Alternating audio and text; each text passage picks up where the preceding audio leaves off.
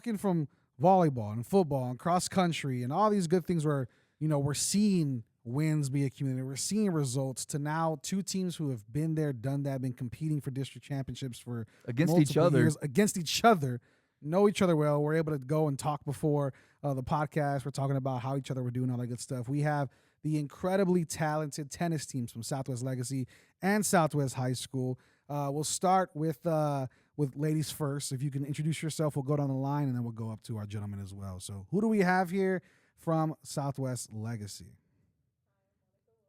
And I'm a senior. Monica, what's going on? You've been on here quite a bit, Monica. Yes, I have. All right. Yeah, this is a veteran move. It's like the third or fourth time we've had Monica on here. All righty. Vet. Hi, I'm Marley Ibanez, and I'm a senior. All righty, senior. And then we get to Southwest High School, correct? Mm-hmm. All righty. Hi, I'm Emily Gonzalez. I'm also a senior. Awesome. And then we have our gentleman from Southwest High School as well. I'm Henry Doss, and I'm a senior. All righty. And then from Legacy, both of our Legacy guys, what do we got? Hi, I'm Zane Marin. I'm also a senior. All right. Zane, you sound nervous, Zane. I don't like that. I don't know. No. Go for it. Hello, I'm Daniel Cruz. I am a junior, the youngest in this room. Youngest in the room. I love it. Not nervous. Not nervous. Also kicking for chicken champion. There we go. Nice. I asked him, I go, hey, are you still he's like, yeah, I got like 3 more months left. Dang.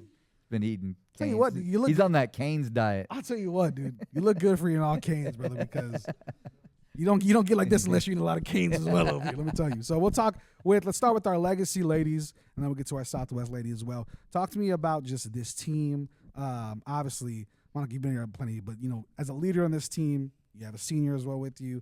Looking at this team, this squad, what are kind of some personal goals and some team goals you guys have talked about this year? Okay. So definitely for personal goals, I am continually trying to work towards keeping my mindset and staying responsible in our team, because me and her are both captains. So we both have to pay attention to the team, especially with the new freshmen coming in that are adding into our team. Sometimes they give us a run for our money. I'm not gonna lie to you. You said that. Sometimes it's a little hard, but we try to keep them all responsible. We try to teach them what we've been taught throughout the years. So that's one of the personal goals. For the team goals, we're working and striving to make it to area or past area. And we just want to reflect our team bonding, basically, because we need more team bonding, believe it or not. And there's a lot of you guys. There's a ton of y'all. Yes, we grew significantly from last year, a lot. So yeah, that's one of our team goals, is team bonding and just getting to know each other more, and to just be a team and connect as a team still, even whenever we grow. So yeah. Nice, cool. Veteran answer right there. Mm-hmm. Also personal goal, be on the podcast one more time before she graduates. Yeah. Go ahead. What do we got? Any personal or team goals you guys have been talking about throughout the year? Personal goals, I would say, is probably making my mindset a little bit better, because when you say that, do you mean more competitive, or what are you thinking better as far as not being so hard on yourself, or what do you think? Because those can always be different. I'm just curious. probably being too hard on myself. Okay, I think yeah. I can now give myself credit for things that I achieve. Sure, You know what I mean? sure, yeah. But for team goals, I think we can strive on being better as one. Yeah. And I think we have a lot going for us this year, so I'm really excited for that. But yeah. Awesome, cool. We're looking at Southwest. Different question, just to switch it up, right? Talk to me about at Southwest, what can people expect from Southwest tennis, right? What can we expect? Because we have you two representing, so it's two to four legacy, right? So talk to me. You got to represent for the rest of your team. Tell me a little bit more about. We're replacing some leadership too, Yeah. Roy and all them. So kind of how has that gone yeah. as well? And I know Roy was on the podcast, I believe, last year. So talk to me about replacing that leadership, continuing that tradition of being a competitive squad. What does it look like for you guys, and what are you most excited for this year? I think it's difficult for me taking over leadership position because when I was a freshman, they were already sophomores. So I've basically been on the team with them my entire High tennis school career. Yeah. So now I'm by myself. Of course, I have Henry, which is amazing, and I'm very Henry, she grateful. said, by myself, but Yeah. Henry's here too. I mean, it's a very great help, but it's hard navigating without all of our seniors, Sure. and it's really also very interesting coming in. Obviously, last year we already started talking about being captains and being like really up there on varsity, so we could understand of what we need to do together to make the team better. Because we had just a little bit of trouble like butting heads with each other. So I think that we started already talking about it last year. And I think that's something that we've already grown at so far. Sure. And I think we will continue to do great at that. Yeah, absolutely. And Henry, we can start with you over there, man. Talk to me about just looking at Southwest. What can we expect from the boys squad, and what are you most excited about for this year? So what I'm most excited about, and just to add really quickly to what Emily was Sure. saying, is that so we lost a lot of seniors last year, which is pretty detrimental, but also it means that we're able to, being the last ones left, kind of, we're able to guide a much younger team that's maybe not as mature. So that's also really rewarding for us, is being able to help them along in their own journeys. Mm-hmm. Absolutely. And what was your question? Yeah, I was asking kind of just what are you excited about as a senior leading the team and taking over the leadership role? What are you most excited about personally and as a team goal as well? Yeah, so personally, I'm really excited for the season just because it's my last year, and that's always really special for someone. It's my 4th year in tennis. And, just competing and being at the top of varsity now is really special to me because, I spent 3 years under a group of seniors, sophomores, juniors, and seniors. Mm-hmm. And, being able to move past that and keep working through that has been really special. And I'm excited to see where else I can go from here. Yeah, yeah. And now to our legacy boys. You guys have seen district championships. You've been there. Your team has done that. Talk to me about being a younger underclassman, right? What does that feel like to be on a stage like this where now you're getting to kind of answer for the team being interviewed here, right? But also taking a leadership role where you were selected to be here in the first place. As a junior, what do you got to say to the seniors of the squad, and what are you hoping to leave your own mark moving forward? So I really, I don't know how to say this. I enjoyed the time I have with all my seniors, and they've really made the team a lot better. I mean, the top 2 players that we have are seniors. Sure. And they do have like a different mindset, or what are you thinking? Like they have a different mindset. Like, what am I gonna do after this? Like, they're not only thinking about tennis; they're thinking about their lives after. Sure. And that really gives the younger people a mindset like, oh, it's not just fun and games throughout all of high school. Like, you really have to think about your life after. And it helps me a lot. It helped me grow, especially Monica. She's a female, but she does show, like, a lot of respect, things like that. Monica shows a lot of dominance. Monica holds you accountable, right, Danny? I've been all there. of the above. Yeah, I've been there. Yeah, I've seen. We've gone. She's to like, interview. yo, get over there. Yeah, we've gone to interview over there, and she's like, everybody move out of my shot. Yeah, that's how it is. Yeah, That's how it is with Monica. I love it, man. I love it. And then Zay, talk to me, man. As a senior, you mentioned kind of thinking about life, what that looks like after tennis. What life lessons do you think you've taken from tennis that you can put towards your everyday life moving forward after high school? Definitely maturity and responsibility. I feel, starting freshman year, you have seen like a lot of immaturity, like on court, like with other schools, like just all around, like Sure. in tennis. It's inevitable in every sport. You're gonna see it, and it's allowed me to mature and grow as a person, and I think hold myself accountable as well. Like with a coach, I'm thankful I have like one of the best coaches ever. He can hold you accountable like in any situation, and it makes me realize I need to hold myself accountable, and I've grown that trait. Yeah. And I feel I'm more responsible as a senior leader. Last year, pretty excited about it, and that's what I've developed. You've seen this team grow crazy from your freshman year, right? When you were a freshman, I had just started doing our Beyond the Arches segment. It really was not as big of a squad. We went last year, and it was this huge team. Talking with your coach, obviously he has a very distinct passion for tennis and all that stuff, and seeing you guys grow. is there any pressure on yourself and the other seniors? You can kind of nod your head whenever I ask, but is there any kind of pressure to keep it going of district titles and, you know, the competitive nature, or do you embrace that culture and want to, you know, achieve more? What does that look like? Is it a mix of both? Yeah, there's definitely pressure, but I feel like I have to embrace it. It's the last year, so you can't be thinking of, oh, we have to win, get a three-peat. You know, you just got to enjoy it.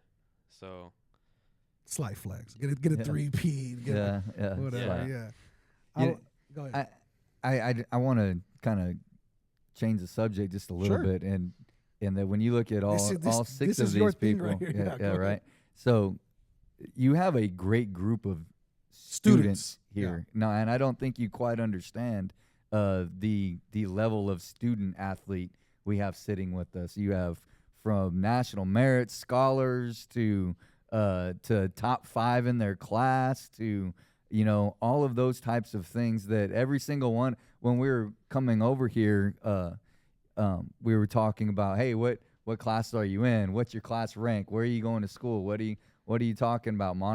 We talked about where Monica was going to school a couple weeks ago on the podcast with our guests. And so, you know, Zane was talking about wanting to go play college, and we were talking about different colleges and, you know, things like that. And just a really good group of when you both tennis programs seem to attract that, you know. But I want you guys to talk about, and Henry and Emily, you guys talk about this too, but every single one of these people, probably tennis wasn't they didn't come to high school thinking, I'm going to be a tennis great. You know what I mean? So what was your first sport, and then how did you get to tennis? I want to kind of hear that, because I think for some of our listeners, they can be like, okay, this is pretty cool. Yeah, how do we get to where we are today? Let's start there. Go ahead. I like to start this because I was a basketball player. Mm-hmm. I was not a tennis player whatsoever. I grew up playing basketball. I was like, this is what I'm gonna exceed in. Sure. Having cousins that have D1 scholarships now that I played with, and it was hard letting that go because I grew up with it my whole life, and just meeting coaches like Coach Gomez, shout out, and Beltran. They really help, not just tennis, but in school, mindset, things like that. It all just comes together, and it made me want to play. And then me becoming better, regional qualifier last year, went to Corpus with these people actually too. Yeah. And it was fun. A whole bunch of things out of town, things like that. Yep. Yeah, it's awesome. Anybody else want to go give us kind of your origin story of how you got here? Yeah, for me, I played sports in middle school, and then I found tennis. And I think like the nature of tennis is really unique in that you do a little bit of work and you see improvement really fast, I think. And then that gives you that positive feedback, and you just want to keep going more and more and more. And it gets really addicting. And I mean, here I am. This is my 4th year in tennis. And I thought I didn't even know if I was going to play when I started. I was still trying it out. So, you know, just being able to work with coaches and really improve myself is a really rewarding experience. Yeah. What about some of our ladies? Where were you guys starting? Okay. Oh, yours is better. She set the table for you. Now we're expecting this big story. Yeah.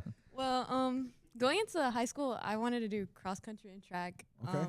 But my mom kind of forced me to do tennis. All right. She did tennis in Shout high out school. to mom. She actually was a dragon, so nice. yeah. She forced me to do it, but during the summer, as I was doing it, I mean, like, I really saw like the family. Like, I could see how everyone was close. Like, I didn't really see that from other sports, I guess you can say. Okay. So seeing like the family and coach kind of like pushing everybody to be a better version of themselves kind of made me just want to stay. I guess. Buy in. Yeah, it just kind of like, it was like really heartwarming, I guess you can say. So yeah, seeing coach just pushing us to be better and like wanting us to be a better version of ourselves, like overall after high school, like made me want to be around that environment. You know what I mean? Yeah. Who else? What we got? Because I want to get back to kind of what you said. I'll ask him in a little bit. I want to get back to what you said. So go ahead. So my first sport was soccer that I wanted to go into. Yep. I had the cleats, I had the socks, I had everything. The shin guards. So did Brandon. The shin guards, gosh. Yeah. Go ahead. Yeah. And I had all that. And then my sister, because I would have to walk to Legacy because that's where my ride was. Yeah. So every single day after practice, walk to Legacy, and coach would always be there. He'd be like, "Hey, when are you gonna join? When are you gonna join?" And I was like, "What do you mean? When am I gonna join? I'm gonna join soccer. Like, why are we talking about this?" And then, like, every single day, it wasn't the nagging that made me want to be on the team. It was more like the environment, like nagging. Marley was saying, Yeah. because they would like joke with each other while I was like watching them at practice. They would joke with each other, laugh at each other. Like, they were outrageously funny for some reason. I don't know why. But yeah, it was mainly the environment. And even whenever coach was nagging me, I didn't really see it as like a bother. I saw it as like they want to see me there because they feel like I could be successful in it. Did you get to play soccer though? Yeah, I did. Love it. I did. At least you got out of your system. The shin guards were put to good use. There you go. Zane, I know you wanted to go too earlier, right? Did you want to say something real quick before we get back to our last lady? I did actually. Yeah, getting into tennis. I remember the first time I met Coach Gomez. Shout out. Everybody's just shout out. Shout out. It was at a Resnick versus McCullough game at Legacy, and he asked, "Oh, so you're the number one at Resnick?" And I was like, "Oh yeah." He's like, "Okay, you're gonna join tennis." So you were already in tennis though. In middle school, yes. Yeah. Okay, gotcha. And then he told me like, "You're gonna join," and I was like, What if I don't want to? Like, do I have to? And he's like, "Yeah." And so, talked to my mom about it, joined, and I was also a baseball player all my life. It's like what I did since I was 5. And coming to high school, I'm not gonna say anything like I'm not gonna point fingers, but it wasn't the greatest experience for me personally. So I was just like, okay, well, I have tennis. That was like actually my backup. So I felt more welcomed and at home in tennis, and so I just completely dropped baseball. It wasn't too hard to let it go because like of what was going on, but I think it was like the best decision I could ever make. It helps out to play baseball. I was watching Stefan serve the other day, and I was talking to Coach Beltran about that. He's like, "Yeah, baseball helps that live arm, and just crow hopping. It helps with the serve though. Yeah. I mean, like between you guys can like." Yeah, he tops out at 110. Yeah.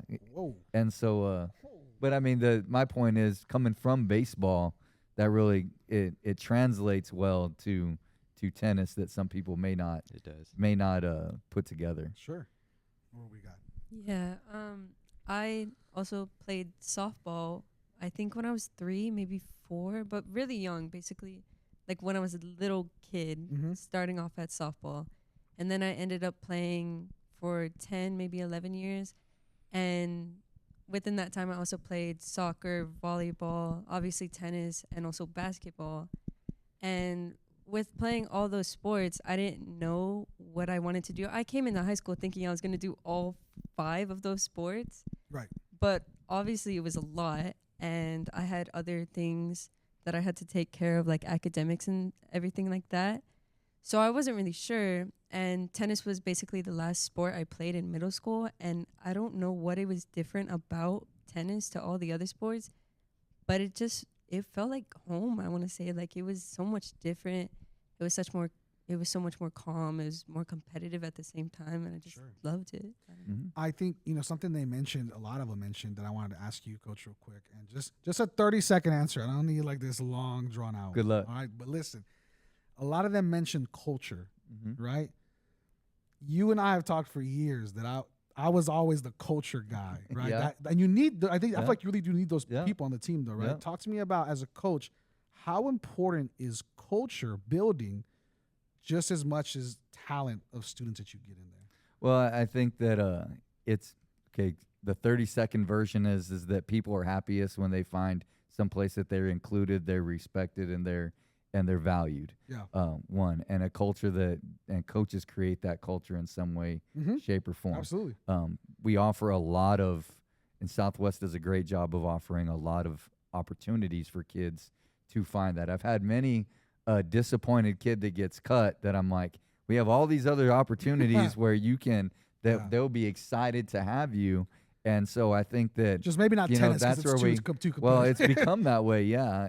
But that's what I was thinking when they're answering a lot of those questions, though. A lot of their success is starting to build it where you can't just show up and play. We were at the we were watching the McCollum Legacy was playing McCollum, and somebody was playing it. Their number 6 literally picked up a racket for the first time. Oh, like the day before.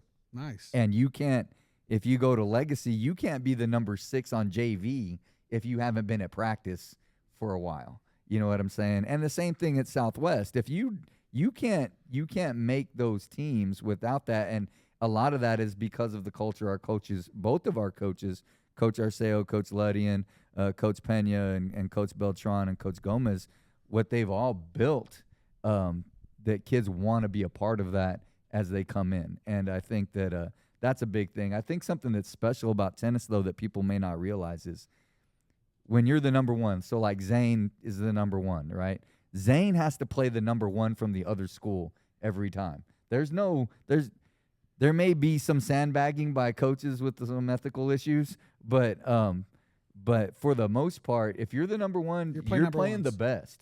And so you may lose for your team because your best is playing their best. And that's kind of a big deal. You know what I mean? Like, you got to show up every time because there's no off days, and you got to roll. Yeah. You know, and I think that's what's pretty neat about tennis as well.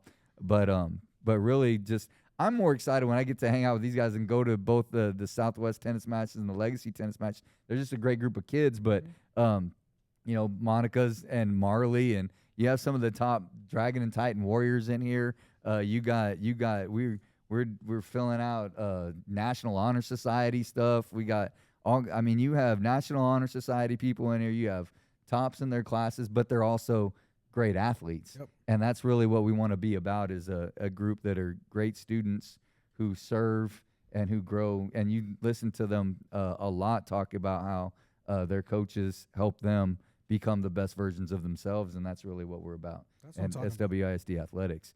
Unfortunately, I wasn't planning on a wrap up there, but that was pretty good. Yeah, for sure. 30 seconds turned to 3 minutes, but that was really, really good, though. I really appreciate it. That's your fault, not mine. It is. Last question for you guys. We'll have everybody give kind of their last little hoorah, and it's a question I think that's really important as seniors and even as a junior. Talk to me about, for a student who's coming into tennis, freshman, sophomore, talking about underclassmen, what would you tell them? What is your words of wisdom, your words of advice as you're starting to leave this chapter, and not even leave it, you're in it right now, right? But as you continue to move forward and end up closing this chapter, what's kind of your words of wisdom for somebody joining tennis?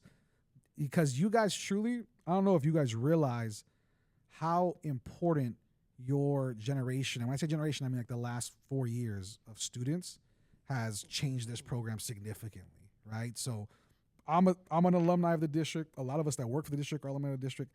Tennis has always been competitive. It's never been this. You guys are competing against each other for district championships. It's crazy. And so you guys are truly a team that we went from mentioning here and there when we do interviews when we first started to the past 3 years. Tennis is by far one of the most had mentioned. Full-on 5-minute discussions about the most impressive program we have. And tennis is always by far the there. best. Yeah. We've talked about it plenty of times. We've talked about who has the most competitive schedule, who has this, because what happens is you see the footballs and the baseballs and the soccers. Some of them, soccer, there's powerhouses, and then another team will switch off and on, and some will do this. You guys are staying consistently for the past 4 years as competitive as it gets. Top of the district. So I really want to ask, what is going to be your words of wisdom? You guys are kind of the last of this group, right? The kids who were freshmen growing into now seniors. What are your words of wisdom to the future tennis stars of Southwest ISD? Whoever wants to start it up, start it up. Go ahead. I just want to say, just play it point by point. Not just tennis, but any sport. It's always a mindset thing. It's always you against you. Whoever you see in the mirror, that's who you're playing against every single day. When you wake up, every day. And it's really all you need to know. Love it. That's a deep. We'll end it right there. Thank you so much. I think that's a Michael Jackson song, too. The Man in the Mirror. Dude, you know what? I'm going to pod your mic down. This is too much, dude. You're wild. Go ahead. What do we got to say? Yeah. If freshman, newbie coming in, probably tell them enjoy the struggle. You know, you're gonna face things that you don't want to do in any sport. You know, sometimes, even now, like, there's maybe a drill or two I don't want to do at practice. No. Wow. Have you told Coach Gomez that? No. I just wanted to make sure. Shout out, Coach Gomez. Shout out, Coach Gomez. But yeah, I'll just stick with it. I'll just do it. Just fight through it. Anything like a workout, running. No one really likes running, but you just gotta fight through it, enjoy it, like embrace it. Like it's just you're gonna have to get it over with, and it's just gonna only turn to something positive. Like you run more, you're gonna get faster. You're gonna have more endurance, and that's just better. Just embrace the struggle. That was the 360 video this week for those of you who did your culture score stuff. The pain of discipline over the pain of regret. Yeah, that's what Zane's talking about. He said, there. "You run more, you're gonna get faster." And I was like, "Coach, I don't know if that was true for me, bro. I don't think so. know. Maybe if you're running downhill. I know. I tell you what, though, your boy ran a 4.6. You told me I ran when you clocked me. We're trying to make sure that you had good self-esteem. That's right. Yes, sir. Culture. It was 4 minutes and 60 seconds. So what do we have? What do you guys have as far as tips for the underclassmen as well at Southwest High School? I feel like it doesn't even need to be freshmen that come in. Like anyone, tennis is so different that any new person can come in. Regardless of age. Yeah, we literally had a senior last year that just started, never touched a ball, never touched a racket. Yep. Hasn't run a lot, but he came in and he ended up being on varsity by the time spring district came on. And it's something that you can pick up really easy. And I feel like not a lot of people get that. People really overlook tennis, and it's just like, oh, it's just tennis, but it's something so much more. Absolutely. It's a lifetime sport too. Love it. Yeah, for me, I think tennis is really great because it is an individual sport, but I think the community you find because of it is something incredible. Like I met some of my favorite people ever because I decided to join tennis. So, be grateful for that and try to be yourself and find your people. And to elaborate on what Daniel was saying is, you got to play point by point because you can't go back, right? You have to only move forward, and you can't let the past affect you. It's only about the present moment, not even the future. Just that's why it's called the present. That's right. It's a present. Dude, I'm gonna have to agree with Daniel. Full of them today. No, damn, it's okay. Anyways, but be confident in yourself. At the end of the day, like it relies on your confidence, and you're gonna make a lot of mistakes, and just don't give up. Don't give up, and have a bunch of confidence in yourself, because at the end of the day, it's gonna happen one way or the other. It's gonna happen. Life is life. Yeah. You're gonna fall on your face. You're just gonna have to get back up. There you go. There you go. Amen. Amen. Yeah, absolutely. How you gonna follow that, Monica? Oh no. Hey, this is your 4th time, so you gotta end it out. Here we go. Yeah. Close this out. To the Scoreboard co-host of the past 4 years. Yeah, talk to me, Monica. What happened? Give me your words of wisdom. Yeah. Honestly, some words of wisdom. I would say, as long as you have a hunger for tennis, or like honestly, whatever sport you want, but for tennis mainly because I have the sport and I'm in the sport. You have to hunger for it. Honestly, you have to be hungry to win every point, because I know during my freshman year I was hungry and I won a lot, but for some of the wins, there was this girl who always won because she was supposed to be on varsity, but she was put on JV every single time. I've never beat her ever my freshman year, but going into my sophomore year, I knew what it felt like to have that hunger to want to beat and be the one on top, basically. I'm very competitive, very competitive. Even with Titan Warrior, whenever me and Marley were tied, oh my gosh, no, I couldn't. But yeah, you just have to have that hunger coming into tennis, because if you don't, then you're not going to strive as well, and you're not going to feel like you belong in tennis. Yeah. So as long as you have that hunger, then you will never give up in it, and you will continue to strive for being your best. Yep. The best of the best. Enjoy competing. Man, we love it. Well, shout out to our incredible Titan and Southwest tennis teams. Thank you guys for joining us, and thank you for being here. Like I said, you guys are creating history for Southwest ISD, so be proud of yourselves. As you move on, not many people are going to be able to talk about the impact that they've made on a district sport the way you guys have. So congratulations and kudos to you. I'm Brandon Medina. That is Southwest Legacy and Southwest High School Tennis. That is Mr. Peter Wagner. This is the Scoreboard Podcast. Now we all do it together. There you go. I was saying, you said this is your thing. Here we go. You do it. All right. We just got to make sure everybody does it together now. And as always, you guys ready? We are Southwest. All righty. 3, 2, 1.